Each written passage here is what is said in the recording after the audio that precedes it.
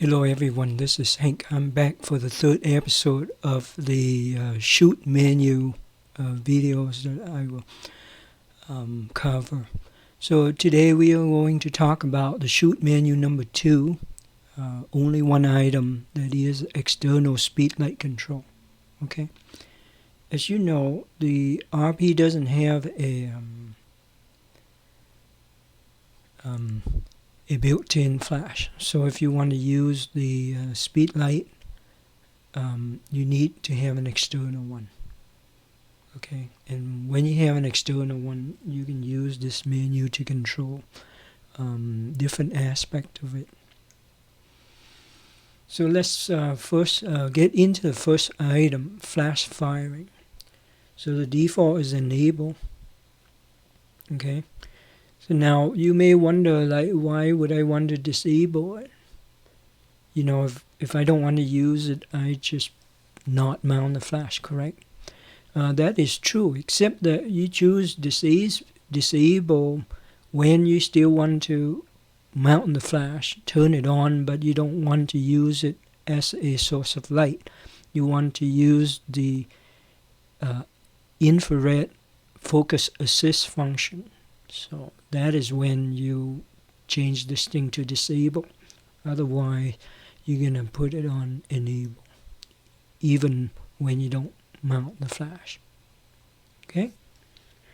Now, in the ETTL metering, which is Canon flash is famous for, you have a choice between evaluative and average. Okay? Let's talk about average first.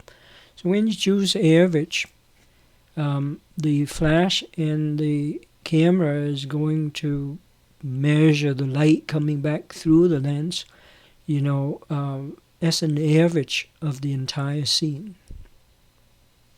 Okay? Versus evaluative. Now, evaluative kind of does an average too, except that it does the average from the point of the metering. Okay, and evaluative have a distinct difference in or advantage to the average one is that it knows where the point of focus is, and it will use the point of focus as the center of the averaging that it will do for the evaluative metering. Okay, so it is important to understand that. Because if you take a picture by moving the point of focus or having it automatically select the correct one, then evaluative is a much better option than average. But if you don't move the point, right, you focus on the face, for example, on the side, and then you recompose. Now, it will use the face, okay, as the point, except that now you recompose. If the light is so much different than where it measures the light, and then your exposure may be messed up. Now, how much of it messed up, that depends. But when you see something is going wrong with ETTL, that might be the case. All right? Now, the next one's slow synchro. Now, first of all, slow synchro only works in two modes. One is the program mode, and the other one is the AV mode, the aperture priority mode. Now, outside of those two modes, it doesn't really matter what you choose. The default is the one highlighted, 1/180th of a second to 1/60th of a second automatic. It'll choose a speed between that range. Now, this option is default, and it is default because they assume that you are hand holding the camera. So 1/60th of a second is like a minimum speed it will allow you to do. That way you don't shake it and get blurry, right? But like, say if you're on a tripod. Now, if you use the tripod, it has the other option, this option here. When you choose this option, it'll choose between 32nd and 1/180th. So it gives you a lot of option. Like say if you take a picture at night and you want to use a lot of ambient light to light up the background as well as the subject, then you use this, because you may need 10 seconds to do it, right? Even with the flash. So in that case, you want to choose this option. Again, remember this is just AV mode and the P mode. Now this one, you can fix it at 1/180th of a second. Now the catch is like you cannot use high-speed sync because you are committed to 1/180th of a second. I'll talk a little bit more about high-speed sync later. Okay, I recommend that just leave it at the default for this one, like that. Okay, the next item is Safety FE. The default is enabled. Now, what exactly is it?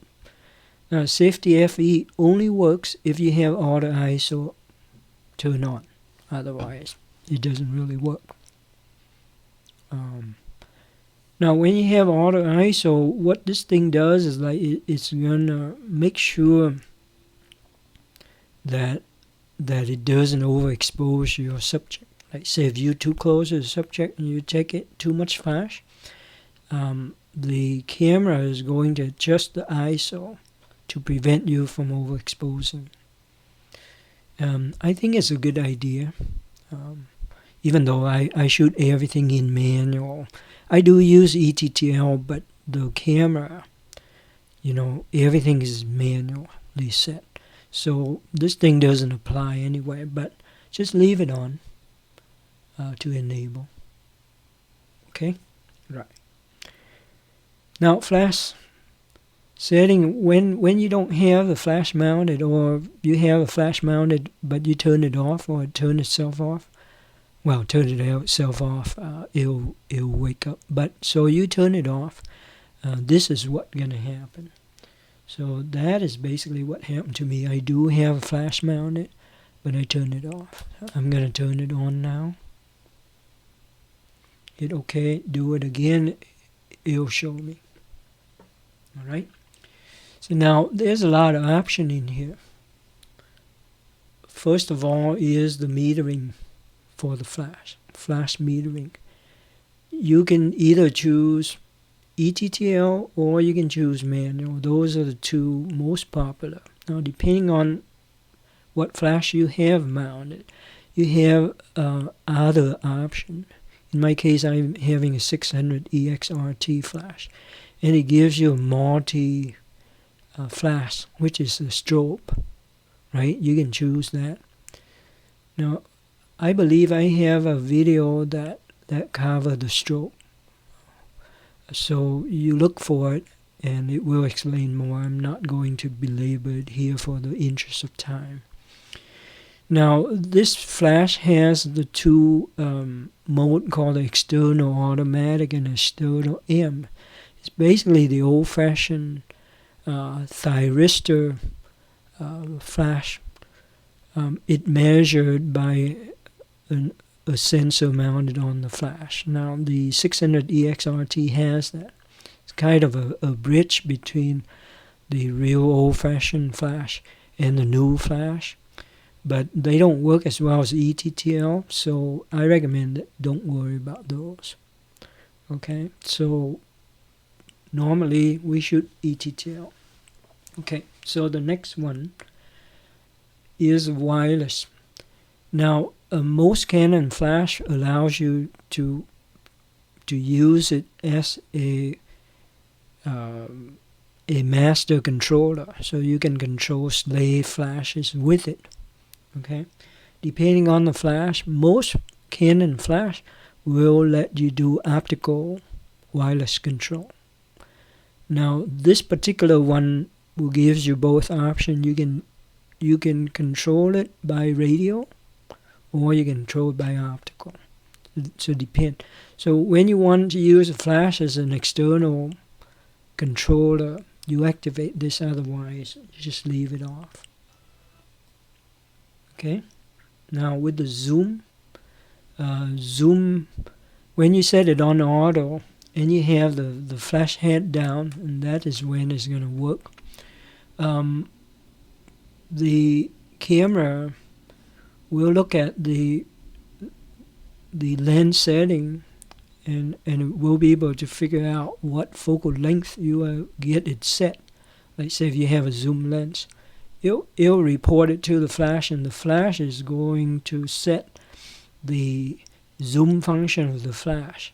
Okay, the flash head, it can zoom in or out, so it concentrate the beam, right, depending on your focal length. So it matches that. It's more efficient use of the flash because it can concentrate the power to the area that your lens see. So that's what the flash zoom does for you. So you can do it automatically, or you can set it manually yourself. Okay, so the zoom goes for this particular flash goes from 20 to 200 millimeter. Now some flash is only capable of the 105. So depend. If you don't see 200, don't worry too much about it. But most modern flashes go to 200. Okay. So that's what the zoom is. Let's talk a little bit about this. This flash allows you to do flash exposure bracketing. So basically, you can, if you are unsure, what flash setting, and we're talking about ETTL here, okay? So when you're unsure, whether or not your ETTL is doing a good job, you can take, like, instead of one picture, you can take 3, and you can specify, like, okay, one picture is at the regular ETTL, and the other ones are like 1 f-stop less and 1 f-stop more, or 2 or 3, depending on your choice. Okay, so that's that option that you can use for the flash. Similarly, you can do an exposure compensation. Like say if you take a picture and it's too dark, right? You can use this one, and you crank it up 1 f-stop higher. So you increase the flash power by 1, or 2, or 3. Or if it's too bright and you don't have the safe EF on, and then you can do this by yourself, manually control. Alright, so now go back. One more option we haven't covered. Okay, so this is what they call the shutter synchronization. The default is first curtain synchronization. And you can choose second curtain synchronization and high speed sync. Okay. Now I have a separate video on second curtain synchronization. If you're curious about that, go look for it. I also have a high speed sync synchronization video to talk about the high speed sync. But basically, very quickly, so that you don't have to go and look for it, is like first curtain sync is as soon as I press the shutter to take a picture, right? As soon as the first curtain open up for exposure, the flash fire right away. Now, if you're having very short synchronization speed, shutter speed, you don't really care. But let's say if you have a 2-second exposure, right? So as soon as this thing open, the flash fires right away.